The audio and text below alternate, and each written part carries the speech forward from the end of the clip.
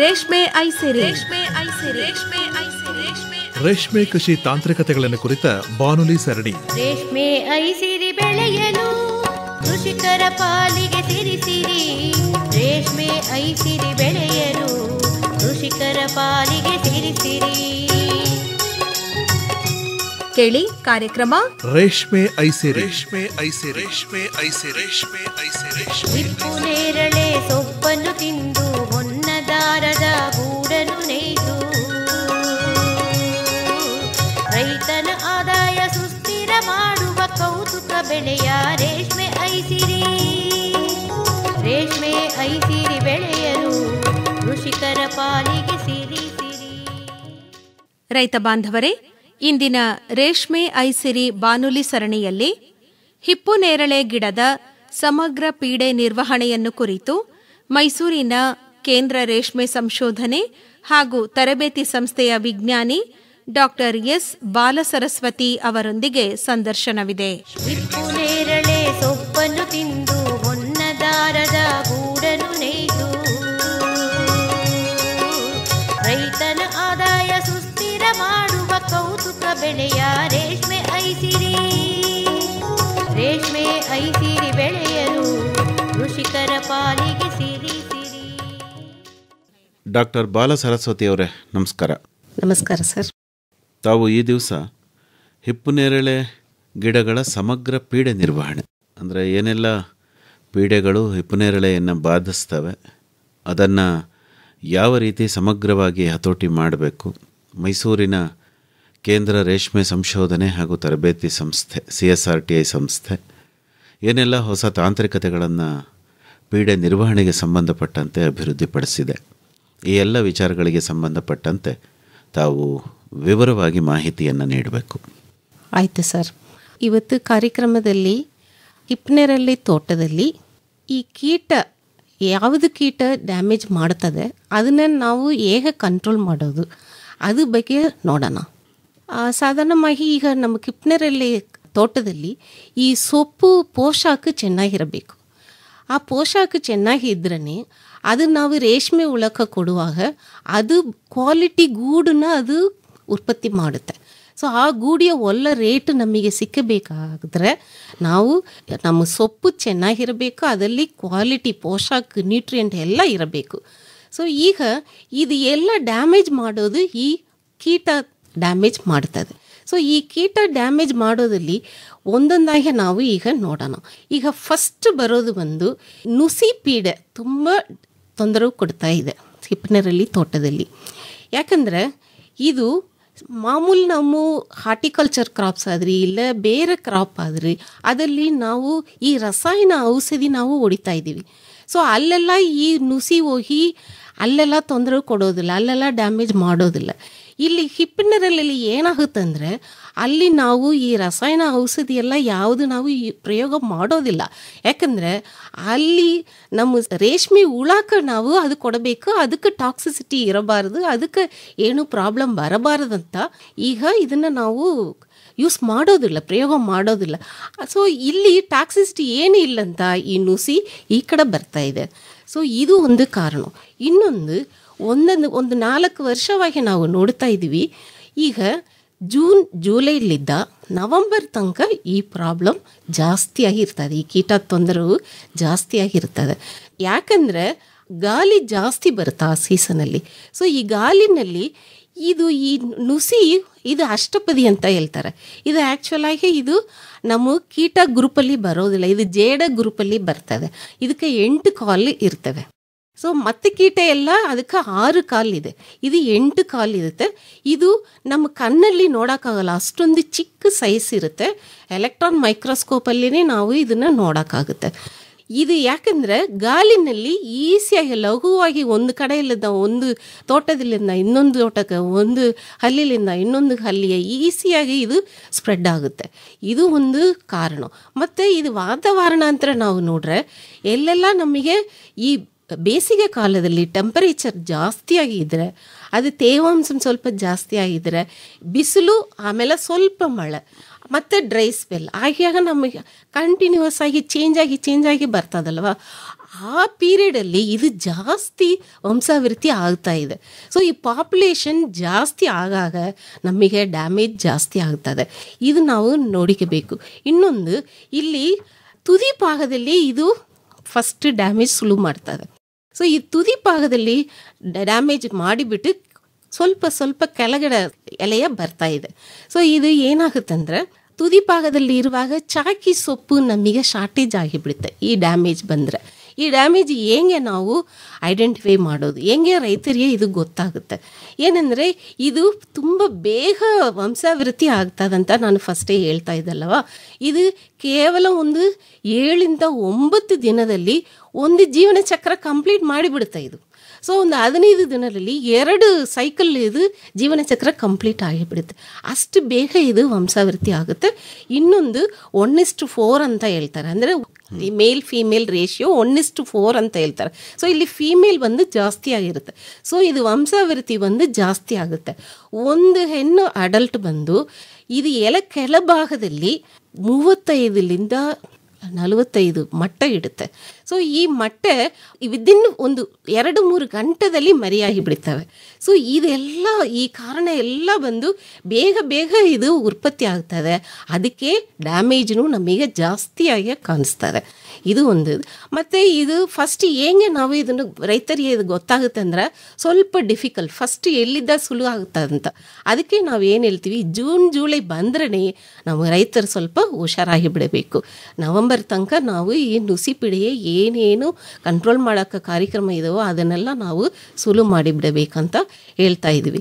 ಇನ್ನೊಂದು, ನಾವು ಇಲ್ಲಿ ಏನು ಮಾಡಬೇಕಂದ್ರೆ, ಕಂಟ್ರೋಲ್ ಮೆಸರ್ಸ್ ಅಂತ ನಾವು ಹೇಳಿದ್ರೆ ರೈತರು ಏನು ಮಾಡಬೇಕು, ಕವಾತ್ತು ಮಾಡಿ ಒಂದು 15 ದಿನದಲ್ಲಿ 12 to 15 ದಿನದಲ್ಲಿ ಚಿಗುರಿ ಎಲ್ಲ ಬರುತ್ತೆ. ಆ ಚಿಗುರಿ ಎಲ್ಲ ಬಂದಾದ ಮೇಲೆ ಇಲ್ಲಿ ಈ ನುಸಿ ಯಂಗ್ಸ್ ಅಡಲ್ಟ್ ಬಂದು ಮೊಟ್ಟೆ ಇಡುತ್ತೆ. ಆ ಮೊಟ್ಟೆ ಬೇಗ ಮರಿಯಾಗುತ್ತೆ. ಸೊ ಇಲ್ಲಿ ನಾವು ಏನು ಮಾಡಬೇಕು, ಖಾಲಿ ನೀರು ಮಾತ್ರ ಸ್ಪ್ರೇ ಮಾಡಬೇಕು. ಸೊ ಖಾಲಿ ನೀರು ಮಾತ್ರ ಅಂದರೆ ಒಂದು ಫೋರ್ಸ್ ಬಲ ಇರಬೇಕು. ಯಾಕಂದರೆ ಮಳೆ ಬಂದರೆ ಹೇಗೆ ಒಂದು ಪ್ರೆಷರ್ ಬರ್ತದಲ್ವ, ಆ ಥರ ಖಾಲಿ ನೀರು ಮಾತ್ರ ಒಂದು ಸ್ಪ್ರೇ ಹೊಡೆದು ಬಿಟ್ಟರೆ ಏನಾಗುತ್ತೆ ಅಂದರೆ, ಈ ನುಸಿ ಕೆಳಗಡೆ ಬಿದ್ದು ಡಿಸ್ಲಾಡ್ಜ್ ಆಗಿ ಕೆಳಗಡೆ ಬಿದ್ದು ಬಿಟ್ಟರೆ ಅದು ನೀರಲ್ಲಿ ಸೆತ್ತೋಗುತ್ತೆ. ಸೊ ಇದು ಸ್ವಲ್ಪ ಈ ಪಾಪ್ಯುಲೇಷನ್ ನಾವು ಕಡಿಮೆ ಮಾಡಬಹುದು. ಪವರ್ ಸ್ಪ್ರೇಯರ್ ಬಳಸಬೇಕು ಅಂತ. ಪವರ್ ಸ್ಪ್ರೇಯರ್ ಬೆಳೆಸಬಹುದು ಸರ್. ಸ್ವಲ್ಪ ಫೋರ್ಸ್ ಇದ್ರೆ ಅದು ಇನ್ನೂ ಬೇಗ ಡಿಸ್ಲಾಡ್ಜ್ ಆಗಿ ಅದು ನೀರಲ್ಲಿ ಸೆತ್ತೋಗುತ್ತೆ. ಸೊ ಇದು ಪಾಪ್ಯುಲೇಷನ್ ಸ್ವಲ್ಪ ಕಡಿಮೆಯಾಗಿ ಬಿಟ್ಟಾದ ಮೇಲೆ ನಾವು ಈ ರಸಾಯನ ಔಷಧಿಯೇ ಹೋಗಬೇಕಾಗುತ್ತೆ. ಅಂದರೆ ಹಿಪ್ಪನೇರಳೆ ಕಡ್ಡಿಯನ್ನು ನಾವು ಕತ್ತರಿಸಿದ ಮೇಲೆ ಹೊಸದಾಗಿ ಚಿಗುರು ಬರುತ್ತಲ್ಲ, ಒಂದು 10-15 ದಿವಸ, ಆ ಸಂದರ್ಭದಲ್ಲಿ ಪವರ್ ಸ್ಪ್ರೇಯರನ್ನು ಬಳಸಿ ಬರೀ ನೀರನ್ನು ಸಿಂಪರಣೆ ಮಾಡಿದರೆ ಸಾಕು ಅಂತ ಅಲ್ವಾ? ಹೌದು ಸರ್. ಸೊ ಈಗ ನಮ್ಮ ಪಾಪ್ಯುಲೇಷನ್ ಕಡಿಮೆ ಮಾಡಿದಾದ ಮೇಲೆ ನೆಕ್ಸ್ಟ್ ಸ್ಟೆಪ್ ನಾವು ಇದಕ್ಕೆ ಈ ರಸಾಯನ ಔಷಧಿ ಇದನ್ನ ನಾವು ಪ್ರಯೋಗ ಮಾಡಬಹುದು. ಒಂದು ವೇಳೆ ಆ ಸಂದರ್ಭದಲ್ಲಿ ಮಳೆ ಬಂದರೆ ನೀರನ್ನೇನು ಸಿಂಪರಣೆ ಮಾಡೋ ಅಗತ್ಯ ಇಲ್ಲ, ಬೇಕಾಗಿಲ್ಲ ಸರ್, ಬೇಕಾಗಿಲ್ಲ. ಬಿಕಾಸ್ ನಾವು ಯಾವಾಗನೂ ಈಗ ಮಳೆ ಬಂದರೆ ಈ ಕೀಟ ಇದು ಎಲ್ಲ ನಮಗೆ ಕಡಿಮೆ ಆಗುತ್ತೆ, ಈ ಪಾಪ್ಯುಲೇಷನ್ ಎಲ್ಲ ಕಡಿಮೆ ಆಗುತ್ತೆ. ಸೊ ಇದು ಒಂದು ನಮಗೆ ಮಳೆ ಬಂದರೆ ಬೇಕಾಗಿಲ್ಲ. ಮಳೆ ಬರಲಿಲ್ಲ ಅಂತಂದಾಗ ಬರೀ ನೀರನ್ನು ಸಿಂಪರಣೆ ಮಾಡಿದರೆ ಸಾಕಾಗುತ್ತೆ ಸರ್. ಸೊ ನೆಕ್ಸ್ಟ್ ಏನು ಮಾಡಬೇಕು, ಒಂದು 2-3 ದಿನದಲ್ಲಿ ಈ ಖಾಲಿ ನೀರು ಹೊಡಿದಾದ ಮೇಲೆ ಒಂದು 2-3 ದಿನದಲ್ಲಿ ನಾವು ಈ ರಸಾಯನ ಔಷಧಿಯೇ ನಾವು ಸ್ಪ್ರೇ ಮಾಡಬಹುದು. ಸಲ್ಫರ್ ಅಂತ ಇದೆ, ಇದು ಬಂದು ಒಂದು ಲಘು ಪೋಷಕಾಂಶ. ಇದು ಬಂದು ಕೀಟನಾಶಕ ಅಲ್ಲ ಇದು. ಸೊ ಈ ಸಲ್ಫರ್ನ ಒಂದು 3 ಗ್ರಾಮ್ 1 ಲೀಟರ್ ಈ ಪ್ರಮಾಣದಲ್ಲಿ ನಾವು ಇದನ್ನು ಮಿಕ್ಸ್ ಮಾಡಿ ಒಂದು ಸ್ಪ್ರೇ ಕೊಡಬೇಕಾಗುತ್ತೆ. ರೈತರು ಇದನ್ನು ಒಂದು ಜ್ಞಾಪಕ ಮಾಡಿಸಬೇಕು. ಇದು ನಾನು ಹೇಳಿದಾಗೆ ಇದು ಎಲ್ಲ ಕೆಳಭಾಗ ಇದು ಎಲ್ಲ ಈ ಮೊಟ್ಟೆ ಮರಿಗಳು ಎಲ್ಲ ಇರುತ್ತೆ. ಸೊ ನಾವು ಸ್ಪ್ರೇ ಮಾಡುವಾಗ ಚೆನ್ನಾಗಿ ಎಲ್ಲ ಕಡೆನೂ ಎಲ್ಲ ಕೆಳಭಾಗ ಎಲ್ಲ ಔಷಧಿ ಹೋಗಬೇಕು. ಆ ಥರ ನಾವು ಸ್ಪ್ರೇ ಮಾಡುವಾಗ ಕರೆಕ್ಟಾಗಿ ಮಾಡಬೇಕು. ಆಗಲೇ ಆ ಟಾರ್ಗೆಟ್ ಆ ಸೈಟೇ ಅದು ಹೋಗುತ್ತೆ. ನಾವು ಕಂಟ್ರೋಲ್ ಮಾಡೋಕೆ ಅದು ಈಸಿಯಾಗಿ ಇದಾಗುತ್ತೆ. ಅಂದ್ರೆ ವೆಟಬಲ್ ಸಲ್ಫರ್ ಅಂತಾರಲ್ಲ, ನೀರಿನಲ್ಲಿ ಕರಗೋ ಗಂಧಕ, ಅದನ್ನ 3 ಗ್ರಾಂ ಪ್ರತಿ ಲೀಟರ್ ನೀರಿಗೆ ಈ ಪ್ರಮಾಣದಲ್ಲಿ ಹಾಕೊಂಡು ಸಿಂಪರಣೆ ಮಾಡಬೇಕು. ಇದು ನುಸಿನಾಶಕವಾಗಿ ಕೆಲಸ ಮಾಡುತ್ತಾ? ಹೌದು. ಇನ್ನೊಂದು ಇದು ಒಂದು ಮೈಕ್ರೋನ್ಯೂಟ್ರಿಯನು ಕೂಡ ಇದು. ಇನ್ನೊಂದು ಇಲ್ಲಿ ಏನಾಗುತ್ತೆ ಅಂದರೆ ನಾವು ಏನು ಹೇಳ್ತೀವಿ, ಒಂದು 4-5 ದಿನ ಗ್ಯಾಪ್ ಕೊಡಿ ಅಂತ. ನೀವು ಈ ಸಲ್ಫರ್ ಸ್ಪ್ರೇ ಹೊಡೆದಾದ ಮೇಲೆ ಒಂದು 4-5 ದಿನ ಬಿಟ್ಟು ಆಮೇಲೆ ಈ ಸೊಪ್ಪನ್ನು ನೀವು ರೇಷ್ಮೆ ಹುಳಕ್ಕೆ ಕೊಡಿ ಅಂತ ನಾವು ಒಂದು ಶಿಫಾರಸು ಮಾಡಿದ್ದೀವಿ. ಸೊ ಇದು ಏನಂದರೆ ಒಂದು ವಾರಕ್ಕೆ ಒಂದು ಸ್ಪ್ರೇ ಕೊಡಬೇಕು. ಸೊ ಫಸ್ಟ್ ಗಾಳಿ ನೀರು ನಾವು ಹೊಡೆದಿದ್ದೀವಿ, ಆಮೇಲೆ ಬಂದು ಇದು ಈ ವೆಟಬಲ್ ಸಲ್ಫರ್ ಅಂತ ಹೇಳ್ತೀರಲ್ಲ ಅದು ಒಂದು ನಾವು ಸ್ಪ್ರೇ ಮಾಡ್ತೀವಿ. ಆಮೇಲೆ ಬಂದು ನಮಗೆ ಮೆಜೆಸ್ಟಿರ್ ಅಂತ ಒಂದು ನುಸಿನಾಶಕ ಇದೆ, ಇದನ್ನು ನಾವು ಪ್ರಯೋಗ ಮಾಡಬಹುದು. ಇದಕ್ಕೆ ಏನಂದರೆ ಇದನ್ನು 1 ಲೀಟರ್ ನೀರಲ್ಲಿ 1.5 ml 1.5 ml ಈ ಪ್ರಯೋಗದಲ್ಲಿ ನಾವು ಸ್ಪ್ರೇ ಮಾಡಬೇಕಾಗುತ್ತೆ. ಇಲ್ಲಿ ಒಂದು 20 ದಿನ ಗ್ಯಾಪ್ ಕೊಡಬೇಕು. ಇದಕ್ಕೆ ಔಷಧಿ ಹೆಸರೇನು ಹೇಳಿದ್ರಿ ಮೇಡಮ್? ಮ್ಯಾಜಿಸ್ಟರ್ ಅಂತ. ಮ್ಯಾಜಿಸ್ಟರ್ ನುಸಿನಾಶಕ ಇದು ನುಸಿನಾಶಕ ಇದು ಒಂದು ನಾವು ಇದು ಯಾಕಂದರೆ ಈಗ ಇನ್ನೊಂದು ಇದು ಹೇಳ್ತೀನಿ, ಕುಣಾಯ್ಚಿ ಅಂತ ಒಂದು ನುಸಿನಾಶಕ ಇದೆ. ಇದನ್ನ 1 ಲೀಟರ್ ನೀರಲ್ಲಿ 1/2 ಮಿಲಿ ಮಿಕ್ಸ್ ಮಾಡಿ ಇದನ್ನ ನಾವು ಹೊಡಿಬೇಕು. ಇದು ಮೇಡಮ್ ಇನ್ನೊಂದ್ಸರಿ ಹೇಳಿ. ಕುಣಾಯ್ಚಿ. ಇದನ್ನ ನಾವು ಏನು ಹೇಳ್ತೀವಿ ಅಂದರೆ ಇದಕ್ಕೆ ಸೇಫ್ಟಿ ಪೀರಿಯಡ್ ಒಂದು 15 ದಿನ ನಾವು ಕೊಡ್ತೀವಿ. ಸೊ 15 ದಿನ ಸೇಫ್ಟಿ ಪೀರಿಯಡ್ ಇದು ಕೊಡಲೇಬೇಕು. ಸ್ಪ್ರೇ ಮಾಡಿ 15 ದಿನ ಬಿಟ್ಟು ನಾವು ಸೊಪ್ಪನ್ನು ರೇಷ್ಮೆ ಹುಳಕ್ಕೆ ಕೊಡಬೇಕು. ಯಾಕಂದರೆ ನಮ್ಮ ರೈತರು ಬಂದು ಚಾಕಿ ಹುಳನ ತರಿಸ್ತಾರೆ. ಚಾಕಿ ಹುಳ ಯಾವಾಗ ತರಿಸಿದ್ರು ಎಷ್ಟು ಗ್ಯಾಪ್ ನಮಗೆ ಸಿಗ್ತದೆ ಅದು ಬಗ್ಗೆ ಅದನ್ನು ಥಿಂಕ್ ಮಾಡಿ ನಾವು ಯಾವುದು ಔಷಧಿನ ನಾವು ಹೊಡಿಬೇಕಂತ ನಾವು ಸೆಲೆಕ್ಟ್ ಮಾಡಿಕೋಬೇಕು. ಸೊ ನಮಗೆ ಎಷ್ಟು ಗ್ಯಾಪ್ ಸಿಗ್ತದೆ, ಚಾಕಿ ಹುಳ ಯಾವಾಗ ನಾವು ತರಿಸ್ತೀವಿ ಆ ಪೀರಿಯಡನ್ನು ನೋಡಿಕೊಂಡು ನಾವು ಇದನ್ನೇ ಸಲ್ಫರ್ ಹೊಡಿಬೇಕಾ, ಕೊನಾಚಿ ಹೊಡಿಬೇಕಾ, ಇಲ್ಲ ಮೆಜಿಸ್ಟರ್ ಹೊಡಿಬೇಕಾ, ನಾವು ಆ ಡಿಸಿಷನ್ನ ನಾವು ತಗೊಳ್ಳಬೇಕಾಗುತ್ತೆ. ಸೊ ಈ ನುಸಿ ಬಗ್ಗೆ ಮತ್ತೆ ನಾವು ಹೇಳಬೇಕಾದ್ರೆ ಸಾಮಾನ್ಯವಾಗಿ ಇದು ಚಾಟೆ ರೋಗ ಅಂತ ಇದನ್ನೇ ಹೇಳ್ತಾರೆ. ಇದು ಏನಾಗುತ್ತೆ ಅಂದರೆ ಫಸ್ಟ್ ಇದು ಆ ರಸ ಎಲ್ಲ ಕುಡಿತೆ. ಈ ರಸ ಎಲ್ಲ ಕುಡಿದಾದ ಮೇಲೆ ಏನಾಗುತ್ತೆ, ಈ ಸೊಪ್ಪು ಲೀಫ್ ಎಲ್ಲ ಸೈಜ್ ಇದೆಲ್ಲ ಚೇಂಜ್ ಆಗಿಬಿಡುತ್ತೆ. ಲೀಫ್ ಚಿಕ್ಕದಾಗಿ ಹಾಕಿಬಿಡುತ್ತೆ, ಸೊಪ್ಪು ಎಲ್ಲ ಚಿಕ್ಕದಾಗಿ ಆಗಿಬಿಡುತ್ತೆ. ಮತ್ತು ಇದು ಸಾರು ಎಲ್ಲ ಇದಾಗುತ್ತದಲ್ಲ, ಈ ರಸ ಎಲ್ಲ ಕುಡಿದಾದ ಮೇಲೆ ಎಲೆ ಬಂದು ಡ್ರೈ ಆಗಿಬಿಡುತ್ತೆ, ಊನಿಗೆ ಬಿಡುತ್ತೆ. ಸೊ ಈ ಥರ ಇದನ್ನು ನಾವು ಸೊಪ್ಪು ಗುಣಮಟ್ಟ ಹಂಗೇ ನಾಶ ಆಗಿಬಿಡುತ್ತೆ. ಇದನ್ನು ನಾವು ಹೋಗಿ ರೇಷ್ಮೆ ಹುಳಕ್ಕೆ ಕೊಡೋಕ್ಕೆ ಆಗಲ್ಲ. ಕೊಟ್ಟಾದರೆ ಏನಾಗುತ್ತೆ, ಗೂಡು ಗುಣಮಟ್ಟನೂ ನಮಗೆ ನಾಶ ಆಗುತ್ತೆ, ಕೆಟ್ಟೋಗುತ್ತೆ. ಸೊ ಅದಕ್ಕೆ ಇದನ್ನೇ ಚಾಟೆ ರೋಗ ಅಂತಾರೆ. ಇದು ಎಲ್ಲ ಸೇರಿಸಿಬಿಟ್ಟು ದೂರದಲ್ಲಿದ್ದು ನೋಡುವಾಗ ಎಲ್ಲ ಒಂದು ಚಾಟೆ ಥರ ಇದು ಬಂದು ಕಾಣಿಸ್ತದೆ. ಸೊ ಆ ಥರ ಇದು ಬಂದು ಹೇಳ್ತಾರೆ. ಸೊ ಇದನ್ನು ಈ ಸೀಸನ್ನಲ್ಲಿ ಈಗ ರೈತರು ಈಗ ನೆಕ್ಸ್ಟ್ ನಾವು ಈಗ ಏಪ್ರಿಲಲ್ಲಿ ಇರ್ತೀವಿ, ಮೇ ಜೂನಲ್ಲಿ ಈ ಪ್ರಾಬ್ಲಮ್ ಬರುತ್ತೆ. ಸೊ ಅದನ್ನು ನಾವು ನೋಡಿಕೊಂಡು ಇದನ್ನು ಯಾವುದು ಔಷಧಿ ನಾವು ಹೊಡಿಬೇಕು ಇದೆಲ್ಲ ನಾವು ಥಿಂಕ್ ಮಾಡಿ ರೈತರು ಯೂಸ್ ಮಾಡಬೇಕಾಗುತ್ತೆ. ನುಸಿಪೀಡ ಬಿಟ್ಟರೆ ನೆಕ್ಸ್ಟ್ ಥ್ರಿಪ್ಸ್ ಅಂತ ಒಂದಿದೆ. ಫಸ್ಟೆಲ್ಲ ಇದು ಬಂದು ಮೈನರ್ ಪೆಸ್ಟ್ ಆಗಿತ್ತು, ಮೈನರ್ ಕೀಟ ಥರ ಇತ್ತು. ಈಗ ಏನಾಯಿತು, ಇದು ಮೇಜರ್ ಪ್ರಾಬ್ಲಮ್ ಆಗಿಬಿಟ್ಟಿದೆ. ಫಸ್ಟೆಲ್ಲ ಒಂದು ಸೀಸನ್ನಲ್ಲಿ ಬೇಸಿಗೆ ಕಾಲದಲ್ಲಿ ಮಟ್ಟು ಇದು ಬರ್ತಾಯಿತ್ತು. ಈಗ ವರ್ಷ ಪೂರ್ತಿ ಬರ್ತಾ ಇದೆ ಈ ತೊಂದರೆವು. ಅದನ್ನು ಹೇಗೆ ನಾವು ಕಂಟ್ರೋಲ್ ಮಾಡೋದು? ಇದು ಒಂದು ಜೀವನ ಚಕ್ರದಲ್ಲಿ ಒಂದು 22 ದಿನದಲ್ಲಿ ಇದು ಕಂಪ್ಲೀಟ್ ಮಾಡ್ತದೆ. ಸೊ ಒಂದು ವರ್ಷಕ್ಕೆ ನಾವು ಇದು ನೋಡ್ರೆ ಒಂದು 15 ಸೈಕಲ್ ಜನರೇಷನ್ ಇದು ಬಂದು ಕಂಪ್ಲೀಟ್ ಆಗುತ್ತೆ. ಸೊ ಇದನ್ನು ಈಗ ರೈತರಿಗೆ ಒಂದು ತೊಂದರೆ ಕೊಡ್ತಾ ಇದೆ. ಸೊ ಇದನ್ನು ಹೇಗೆ ನಾವು ಕಂಟ್ರೋಲ್ ಮಾಡಬಹುದು? ಇದು ಏನು ಪ್ರಾಬ್ಲಮ್ ನಮ್ಮ ತೋಟದಲ್ಲಿ ತೊಂದರೆ ಬಂದಿದೆ ಅಂತ ಹೇಗೆ ನಾವು ಐಡೆಂಟಿಫೈ ಮಾಡೋದು? ಇದು ಒಂದು ಫಸ್ಟ್ ಪಾಯಿಂಟ್. ಈ ಎಲೆಯಲ್ಲಿ ಎಲ್ಲ ಏನಾಗುತ್ತೆ, ಅದು ನುಸಿ ಬಂದು ಏನಾಗುತ್ತೆ, ಆ ಸಾರು ಆ ರಸ ಅದನ್ನು ಕುಡಿತೆ. ಇದು ಏನಾಗುತ್ತೆ, ಹಾಗೆ ಸ್ಕ್ರ್ಯಾಪ್ ಮಾಡುತ್ತೆ. ಇದು ಸ್ಕ್ರ್ಯಾಪ್ ಮಾಡುವಾಗ ಅದು ಜ್ಯೂಸ್ ಬರ್ತಲ್ಲ ಅದನ್ನೇ ಇದು ಮಾಡುತ್ತೆ, ಸ್ವಲ್ಪ ಸ್ವಲ್ಪ ಸ್ಕ್ರ್ಯಾಪ್ ಮಾಡುತ್ತೆ, ಕರಿಯುತ್ತೆ. ಸೊ ಆವಾಗ ಏನಾಗುತ್ತೆ, ಲೀಫ್ ನೀವು ಎಲೆನಲ್ಲಿ ನೋಡ್ರೆ ಏನಾಗುತ್ತೆ, ಎಲ್ಲ ಗ್ಯಾಪ್ಗೆ ವೈಟ್ ಪ್ಲಾಚಸ್ ಕಾಣಿಸ್ತೈತೆ. ನಿಮ್ಮ ತೋಟ ಫುಲ್ ಎಲೆ ಎಲ್ಲ ಇದೇ ಥರ ಗ್ಯಾಪ್ ವೈಟ್ ಕಲರ್ ಕಾಣಿಸ್ತದೆ. ಇದು ನೋಡಿದಾದ್ಮೇಲೆ ಗೊತ್ತಾಗುತ್ತೆ ಇದು ಏನು ಬಂದಿದೆ. ಇದನ್ನು ಎಲೆ ಕೆಳಭಾಗದಲ್ಲಿನೇ ಫುಲ್ ಡ್ಯಾಮೇಜ್ ಇದನ್ನು ನೀವು ನೋಡಬಹುದು. ಇದು ಮೊಟ್ಟೆ ಇಡೋದು, ಮರಿ, ಅದು ನಿಂಫ್ ಅಂತ ಹೇಳ್ತೀವಿ, ಅದು ಎಲ್ಲ ಕೆಳಭಾಗದಲ್ಲಿ ಇದೂ ಇರುತ್ತೆ. ಸೊ ಇದನ್ನು ನಾವು ಕಂಟ್ರೋಲ್ ಮಾಡೋಕ್ಕೆ ಫಸ್ಟ್ ನಾವು ಹೇಳಿದಾಗ ಇದು ರೈನ್ ಗನ್ ಅಂತ ಹೇಳ್ತಾರೆ, ಒಂದು ಖಾಲಿ ವಾಟರ್ ಸ್ಪ್ರೇ ಇದಕ್ಕೂ ಕೊಟ್ಟರೆ ಇದಕ್ಕೂ ಪಾಪ್ಯುಲೇಷನ್ ನಾವು ಕಡಿಮೆ ಮಾಡಬಹುದು. ಇನ್ನೊಂದು ರೋಗಾರ್ ಅಂತ ಒಂದು ಔಷಧಿ ಇದೆ. ಈ ರೋಗಾರ್ನ 1 ಲೀಟರ್ ನೀರಲ್ಲಿ 2 ಮಿಲಿ ಆ ಪ್ರಮಾಣದಲ್ಲಿ ಇದನ್ನು ಮಿಕ್ಸ್ ಮಾಡಿ ನಾವು ಹೊಡಬೇಕು. ಬಟ್ ಇಲ್ಲಿ ಒಂದು ಮುಖ್ಯವಾದ ಒಂದು ಪಾಯಿಂಟ್ ಇದೆ, ಏನಂದರೆ ಇದಕ್ಕೆ ನಾವು ಆ ಸೇಫ್ಟಿ ಪೀರಿಯಡ್ ಅಂತ ಹೇಳ್ತೀವಲ್ಲ, ಅದಕ್ಕೆ 22 ದಿನ ನಾವು ಗ್ಯಾಪ್ ಕೊಡಬೇಕು. ಇಲ್ಲಿ ಈ ಔಷಧಿನ ಹೊಡಿದಾದ ಮೇಲೆ 22 ದಿನ ಬಿಟ್ಟಾದ ಮೇಲೇ ನಾವು ಇದನ್ನು ರೇಷ್ಮೆ ಹುಳಕ್ಕೆ ಆ ಸೊಪ್ಪನ್ನ ನಾವು ಕೊಡಬೇಕಾಗುತ್ತೆ.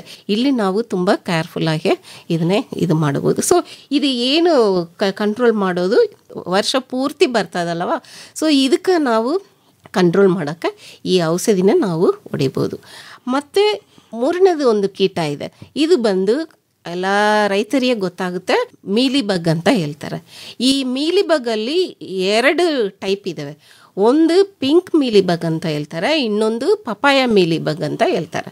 ಈ ಪಿಂಕ್ ಮೀಲಿ ಬಗ್ ಇದು ಬೇಸಿಗೆ ಕಾಲದಲ್ಲಿ ಜಾಸ್ತಿಯಾಗಿ ಬರುತ್ತೆ. ಬೇಸಿಗೆ ಕಾಲದಲ್ಲಿ ಜಾಸ್ತಿಯಾಗಿ ಇದು ಬರ್ತದಂದ್ರೆ ಇಲ್ಲಿ ಒಂದೊಂದು ಸಿಂಪ್ಟಮ್ಸ್ ನಮಗೆ ಯಾವಾಗ ತೊಂದರೆ ಬರ್ತಾ ಇದೆ ಅಂತ ನೋಡಿ ಆ ಗಿಡದಲ್ಲಿ ಕೊನೆಯಲ್ಲಿ ಬರುತ್ತೆ. ಕೊನೆ ತುದಿ ಭಾಗದಲ್ಲಿ ಈ ಮೀಲಿ ಬಗ್ ವೈಟ್ ಕಲರಲ್ಲಿ ನಿಮಗೆ ಕಾಣಿಸೋ ಒಂದು ವ್ಯಾಕ್ಸಿ ಕೋಟಿಂಗ್ ಬೇರೆ ಇರುತ್ತೆ ಅದಕ್ಕೆ. ಸೊ ಇದು ಏನಾಗುತ್ತೆ, ನಿಮ್ಮ ತುದಿ ಭಾಗದಲ್ಲಿ ಗ್ರೋತ್ ಹಂಗವೇ ಅರೆಸ್ಟ್ ಆಗಿಬಿಡುತ್ತೆ. ಇದನ್ನ ಒಂದು ಕಂಟ್ರೋಲ್ ಮಾಡೋಕೆ ಫಸ್ಟ್ ನಾವು ಇನಿಷಿಯಲ್ ಸ್ಟಾರ್ಟಿಂಗಲ್ಲೇ ಈ ಸಿಂಪ್ಟಮ್ಸ್ ನಮಗೆ ಗೊತ್ತಿದ್ದಾದ ಮೇಲೇ ನಾವು ಇಮ್ಮಿಡಿಯೇಟಾಗಿ ನಾವು ಆ್ಯಕ್ಷನ್ ತಗೊಳ್ಬೇಕು. ಒಂದೊಂದಲ್ಲಿ ಎಲ್ಲೆಲ್ಲಿ ನಮ್ಮ ತೋಟದಲ್ಲಿ ಈ ಸಿಂಪ್ಟಮ್ಸ್ ಇದವೋ ಅದನ್ನು ಕಟ್ ಮಾಡಿ ಬೀಸಾಕಿ ಬಿಡಬೇಕು, ಕೇರ್ಫುಲ್ಲಾಗಿ ಅದನ್ನು ಡಿಸ್ಪೋಸ್ ಮಾಡಬೇಕು. ಇದು ಫಸ್ಟ್ ಸ್ಟೆಪ್ಪಲ್ಲೇ ನಾವು ಮಾಡಿಬಿಡಬೇಕು. ಇನ್ನೊಂದು ಇದಕ್ಕೂ ನಾವು ಈಗ ಈ ರೋಗ ಹೊಡಿಬೋದು. ನಾನು ಹೇಳಿದ್ದೀನಿ ಅಲ್ವಾ, 1 ಲೀಟರ್ ನೀರಲ್ಲಿ 2 ml ಆ ಪ್ರಮಾಣದಲ್ಲಿ ನೀವು ಈ ಔಷಧಿನ ಇದನ್ನು ಹೊಡಿಬೋದು. ಇದಕ್ಕೆ ಒಂದು ಪರತಂತ್ರ ಜೀವಿ ಇದೆ. ಇದಕ್ಕೆ ಏನು ಹೇಳ್ತಾ ಅಂದ್ರೆ ಪರಪಕ್ಷಕ ಅಂತ ಹೇಳ್ತಾರೆ. ಸೊ ಕ್ರಿಪ್ಟೋಲೆಮಸ್ ಅಂತ ಅದಕ್ಕೆ ಹೆಸರು, ಸ್ಕಿಮ್ನಸ್ ಅಂತ ಇದ್ರು.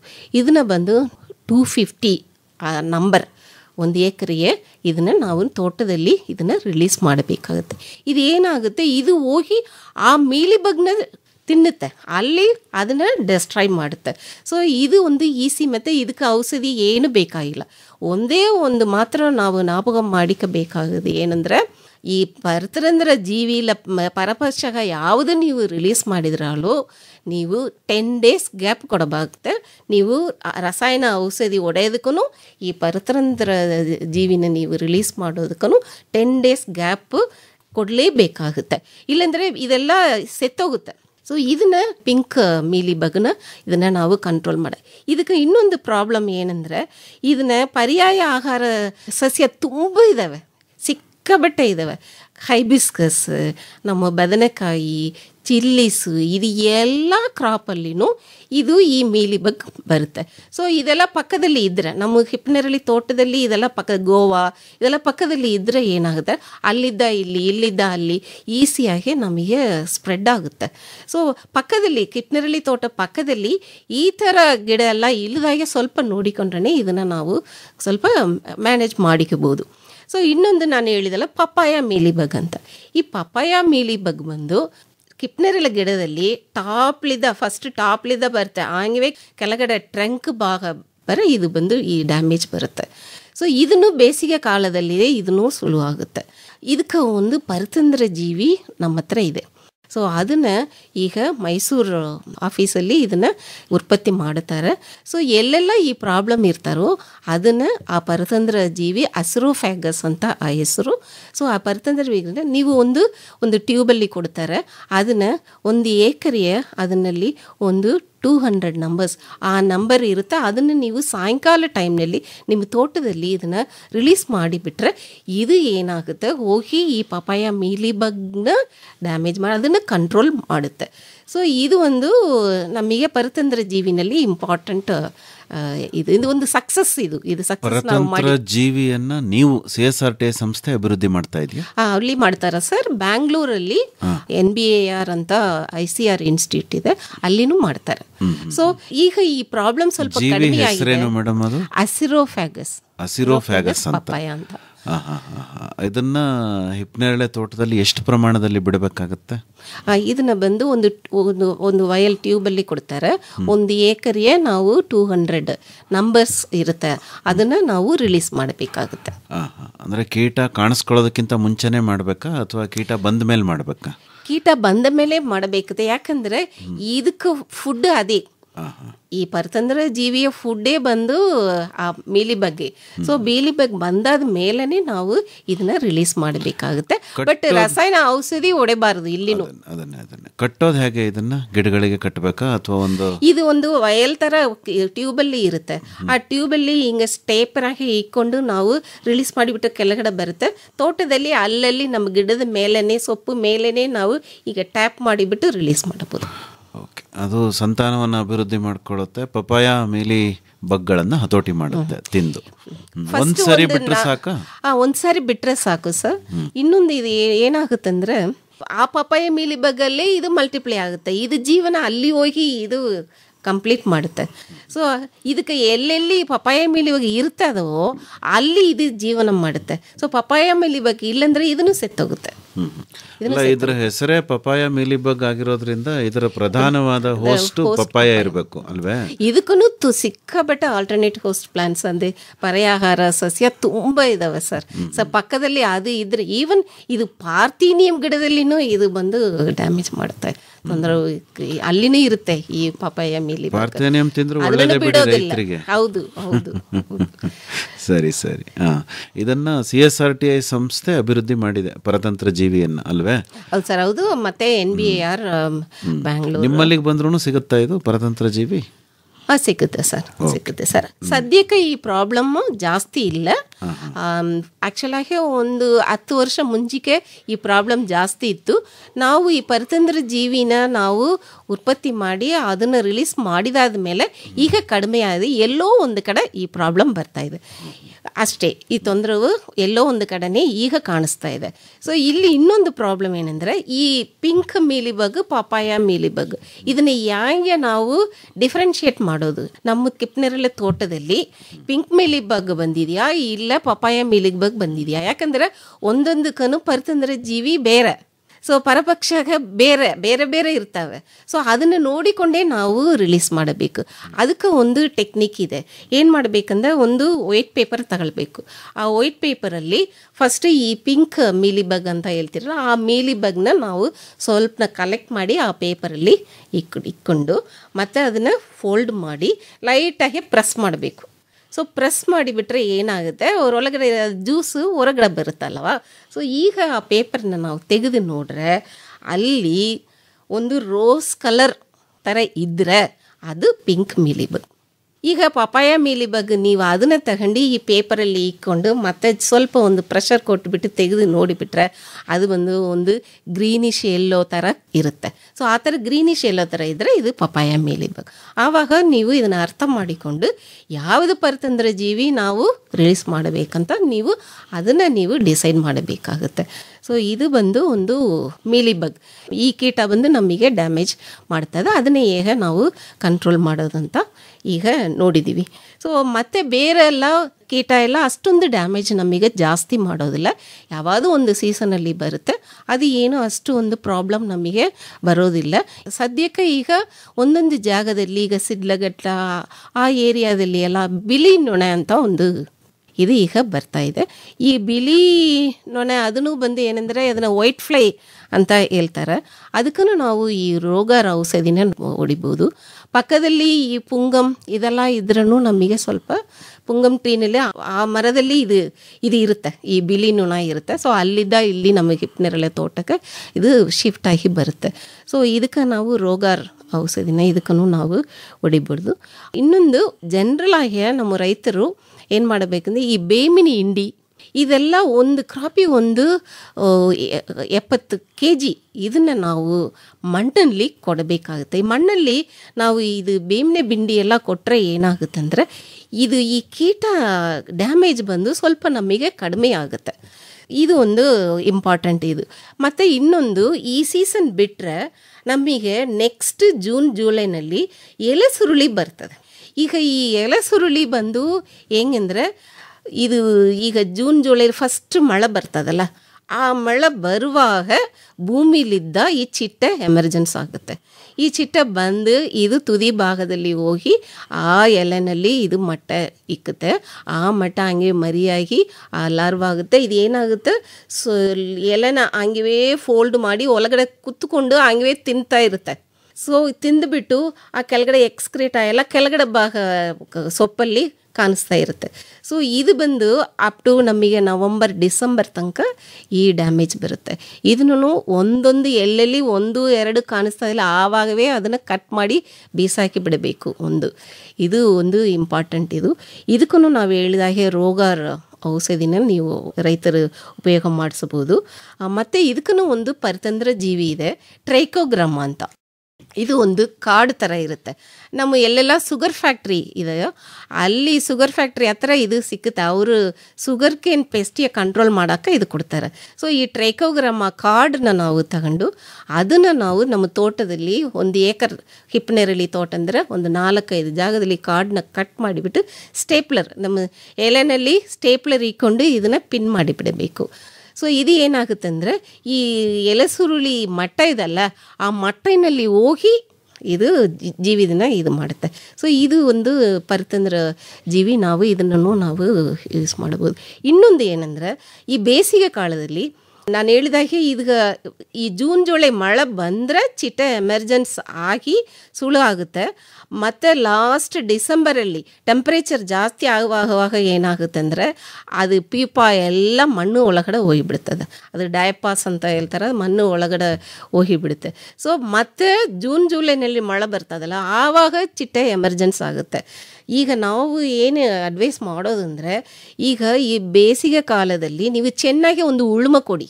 ಸೊ ನೀವು ಉಳುಮ ಕೊಟ್ಟರೆ ಏನಾಗುತ್ತೆ ಅಂದರೆ ಆ ಪ್ಯೂಪ ಬಂದು ಆ ಸೂರ್ಯ ಸನ್ಲೈಟ್ ಇದಕ್ಕೆ ಎಕ್ಸ್ಪೋಸ್ ಆಗಿ ಸೆತ್ತೋಗಿ ಬಿಡುತ್ತೆ. ಸೊ ಮತ್ತೆ ನಿಮಗೆ ಮಳೆ ಬಂದಾದ ಮೇಲೆ ಚಿಟ್ಟೆ ಎಮರ್ಜೆನ್ಸ್ ಆಗುತ್ತಲ್ಲ ಅದು ಕಡಿಮೆ ಆಗುತ್ತೆ. ಸೊ ನಮಗೆ ಡ್ಯಾಮೇಜ್ ಕಡಿಮೆ ಆಗುತ್ತೆ.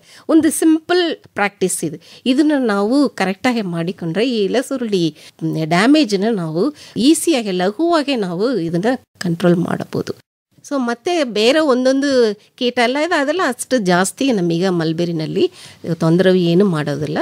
ಕಾಂಡ ಕೊರಕ ಕೀಟಗಳು ಒಂದಷ್ಟು ಬರ್ತಾವಲ್ವಾ, ಅಂದರೆ ಶೂಟ್ ಬೋರರ್ ಅಂತೀವಲ್ಲ ಹಿಪ್ಪನೇರಳೆನಲ್ಲಿ, ಅದು ಬಂದು ಈಗ ಈ ಮರಗಡ್ಡಿ ಹೇಳ್ತಾರಲ್ಲ, ಈ ಮರಗಡ್ಡಿ ಇದರಲ್ಲಿ ಈ ಪ್ರಾಬ್ಲಮ್ ಬಂದು ಜಾಸ್ತಿಯಾಗಿ ಬರ್ತವೆ.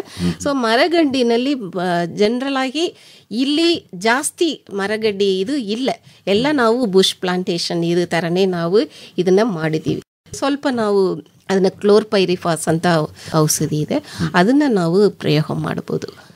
ಅಂದರೆ ನಾವು ಹಿಪ್ಪನೇರಳೆ ಕಾಂಡವನ್ನೇ ಕತ್ತರಿಸ್ಬಿಟ್ಟು ಕೊಡೋದ್ರಿಂದ ಅಷ್ಟೊಂದು ಸಮಸ್ಯೆ ಆಗಲಾರ್ದೇನೋ ಅಂತಲ್ವ.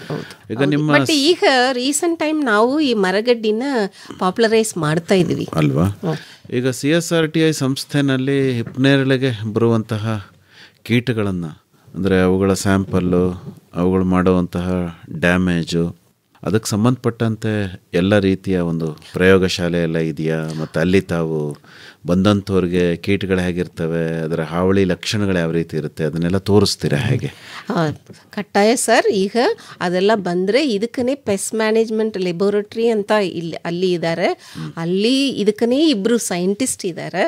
ಅವರು ನೀವು ಬಂದರೆ ಯಾವುದು ನೀವು ಸ್ಯಾಂಪಲ್ ತಂದು ಕೊಟ್ಟು ಈ ಥರ ಡ್ಯಾಮೇಜ್ ಇದೆ, ಇದಕ್ಕೆ ಏನು ಇದು ಮಾಡ್ಬೋದು, ಈ ಡೀಟೇಲ್ಸ್ ನಿಮಗೆ ಏನು ಡೀಟೇಲ್ಸ್ ಬೇಕೋ ಅದೆಲ್ಲ ಆ ಸೈಂಟಿಸ್ಟ್ ಅವ್ರ ಹತ್ರ ನೀವು ವಿಜ್ಞಾನಿಗಳು ಇರ್ತಾರೆ, ಅವ್ರ ಹತ್ರ ನೀವು ಮಾತಾಡಿ ನೀವು ಪ್ರಾಬ್ಲಮ್ ಏನು, ಅದಕ್ಕೆ ಏನು ಸೊಲ್ಯೂಷನ್ ಏನು ನಾವು ಇನ್ಸ್ಟಿಟ್ಯೂಟ್ಲಿದ್ದ ಶಿಫಾರಸು ಮಾಡಿದ್ದಾರೆ, ಈ ಡೀಟೇಲ್ಸ್ ಎಲ್ಲ ರೈತರಿಗೆ ಕೊಡ್ತಾರೆ ಸರ್. ಅಂದರೆ ಪ್ರತ್ಯೇಕವಾದ ಒಂದು ವಿಭಾಗ ಇದೆ. ರೈತರಿಗೆ ಏನಾದರೂ ಸಮಸ್ಯೆ ಆದರೆ ಅವರು CSRTI ಸಂಸ್ಥೆ ವಿಜ್ಞಾನಿಗಳನ್ನು ಸಂಪರ್ಕ ಮಾಡ್ಬೋದು ಅಲ್ವಾ. ಮತ್ತು ತಾವು ಹೇಳಿದ್ರಿ ಪರತಂತ್ರ ಜೀವಿಗಳನ್ನು ಉತ್ಪಾದನೆ ನಾವು ಮಾಡ್ತಿದ್ದೀವಿ ಅಂತ, ಅದಕ್ಕೂ ಒಂದು ಪ್ರಯೋಗಾಲಯ ಇದೆಯಾ? ಅದೇ ಇದೇ ಸೇಮ್ ನಮ್ಮ ಪೆಸ್ಟ್ ಮ್ಯಾನೇಜ್ಮೆಂಟ್ ಲ್ಯಾಬ್ ಇದೆಲ್ಲ ಅಲ್ಲೇ ಮಾಡ್ತಾರೆ ಸರ್. ಇಲ್ಲಿ ಬಂದು ಈಗ ಪರತಂತ್ರ ಜೀವಿ ಅಂತ ಹೇಳ್ತೀವಲ್ಲ, ಮತ್ತು ಇನ್ನೊಂದು ಉಸಿ ಫ್ಲೈ, ಈ ಉಸಿ ಡ್ಯಾಮೇಜ್ ಮಾಡ್ತದಲ್ಲ, ಅದಕ್ಕೂ ನಾವು ಥೈಮಸ್ ಅಂತ ಒಂದು ಪರತಂತ್ರ ಜೀವಿ ಉತ್ಪತ್ತಿ ಮಾಡ್ತೀವಿ, ಅದನ್ನು ಅಲ್ಲೇ ಮಾಡ್ತಾರೆ ಸರ್. ಸೊ ಅದನ್ನು ಲ್ಯಾಬಲ್ಲೇ ಉತ್ಪತ್ತಿ ಮಾಡ್ತಾರೆ. ಸೊ ಅದನ್ನು ನಮ್ಮ ರೈತರು ಬಂದು ಅಲ್ಲಿ ಎಲ್ಲ ಇಂಡೆಂಟ್ ಕೊಡ್ತಾರೆ, ಇಂಡೆಂಟ್ ಕೊಟ್ಬಿಟ್ಟು ಕೂರಿಯರಲ್ಲಿ ಕಳಿಸ್ತಾರೆ. ಓ ಹೌದಾ? ಅವ್ರೇನು ಮತ್ತೆ ತಗೊಂಡೋಗಕ್ಕೇನು ಬರೋ ಅಗತ್ಯ ಇಲ್ಲ.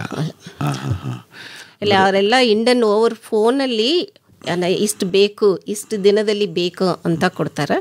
ಅಲ್ಲಿದ್ದ ಅವರು ಕೂರಿಯರಲ್ಲಿ ಕಳಿಸಿ ಕೊಡ್ತಾರೆ. ರೇಷ್ಮೆ ಬೆಳೆಗಾರರು ಈಗ ಇದನ್ನೆಲ್ಲ ಬಳಕೆ ಮಾಡ್ತಾ ಇದ್ದಾರೆ, ಪರತಂತ್ರ ಜೀವಿಗಳನ್ನು ಮಾಡ್ತಾರೆ ಸರ್. ತುಂಬ ಈಗ ಎಲ್ಲರಿಗೂ ಒಂದು ಅವೇರ್ನೆಸ್ ಬಂದಿದೆ, ನಾವು ಈ ರಸಾಯನ ಔಷಧಿ ನಾವು ಯೂಸ್ ಮಾಡಬಾರದು.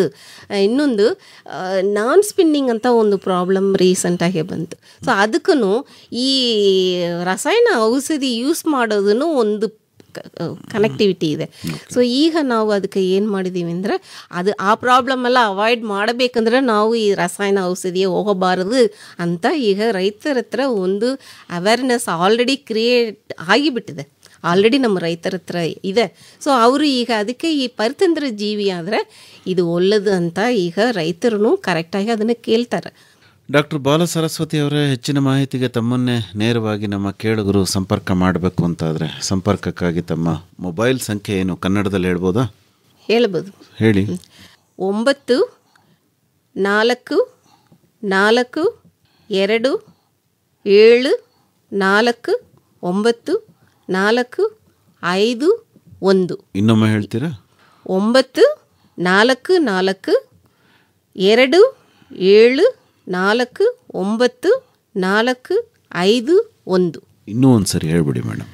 9 4 4 2 7 4 9 4 5 1. ಒಳ್ಳೆಯದು ಡಾಕ್ಟರ್ ಬಾಲಸರಸ್ವತಿ ಅವರೇ, ಇದುವರೆಗೂ ಹಿಪ್ಪನೇರಳೆ ಗಿಡದ ಸಮಗ್ರ ಪೀಡೆ ನಿರ್ವಹಣೆಗೆ ಸಂಬಂಧಪಟ್ಟಂತೆ ಬಹಳ ಉಪಯುಕ್ತವಾದ ಮಾಹಿತಿ ನೀಡಿದ್ರಿ. ವಂದನೆಗಳು. ನಮಸ್ಕಾರ. ನಮಸ್ಕಾರ. ರೇಷ್ಮೆ ಐಸಿರಿ ಬೆಳೆಯಲು ಕೃಷಿಕರ ಪಾಲಿಗೆ ಸಿರಿ ಸಿರಿ. ಹಿಪ್ಪು ನೇರಳೆ ಗಿಡದ ಸಮಗ್ರ ಪೀಡೆ ನಿರ್ವಹಣೆಯನ್ನು ಕುರಿತು ಮೈಸೂರಿನ ಕೇಂದ್ರ ರೇಷ್ಮೆ ಸಂಶೋಧನೆ ಹಾಗೂ ತರಬೇತಿ ಸಂಸ್ಥೆಯ ವಿಜ್ಞಾನಿ ಡಾಕ್ಟರ್ ಎಸ್ ಬಾಲಸರಸ್ವತಿ ಅವರೊಂದಿಗೆ ಸಂದರ್ಶನವನ್ನು ಕೇಳಿದಿರಿ. ನಮ್ಮ ಮುಂದಿನ ಕಾರ್ಯಕ್ರಮದಲ್ಲಿ ಹಿಪ್ಪು ನೇರಳೆ ಕೃಷಿಯಲ್ಲಿ ವಿವಿಧ ಅಂತರಗಳ ಅಳವಡಿಕೆ ಹಾಗೂ ಹಸಿರೆಲೆ ಗೊಬ್ಬರದ ಬೆಳೆಗಳಿಂದ ಅಂತರ ಬೇಸಾಯವನ್ನು ಕುರಿತು ಮೈಸೂರಿನ ಕೇಂದ್ರ ರೇಷ್ಮೆ ಸಂಶೋಧನೆ ಹಾಗೂ ತರಬೇತಿ ಸಂಸ್ಥೆಯ ವಿಜ್ಞಾನಿ ಡಾಕ್ಟರ್ ಎಂಆರ್ ಭವ್ಯ ಅವರೊಂದಿಗೆ ಸಂದರ್ಶನವಿದೆ. ರೇಷ್ಮೆ ಐಸಿರಿ, ರೇಷ್ಮೆ ಕೃಷಿ ತಾಂತ್ರಿಕತೆಗಳನ್ನು ಕುರಿತ ಬಾನುಲಿ ಸರಣಿ ಕೇಳಿದಿರಿ.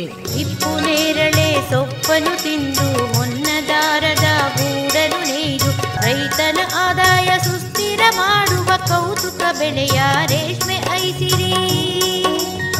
ಸಹಯೋಗ ಮೈಸೂರಿನ ಕೇಂದ್ರ ರೇಷ್ಮೆ ಸಂಶೋಧನೆ ಹಾಗೂ ತರಬೇತಿ ಸಂಸ್ಥೆ. ಶೋಧನ ಸಂಸ್ಥೆಯ ಸಹಕಾರ ಕೃಷಿಕರ ಪಾಲಿಗೆ ಭರಪೂರ. ಹಸಿರು ಹೊನ್ನಿದು ಮಣ್ಣಲ್ಲಿ ಬೆಳೆಯುವ ಬಂಗಾರ.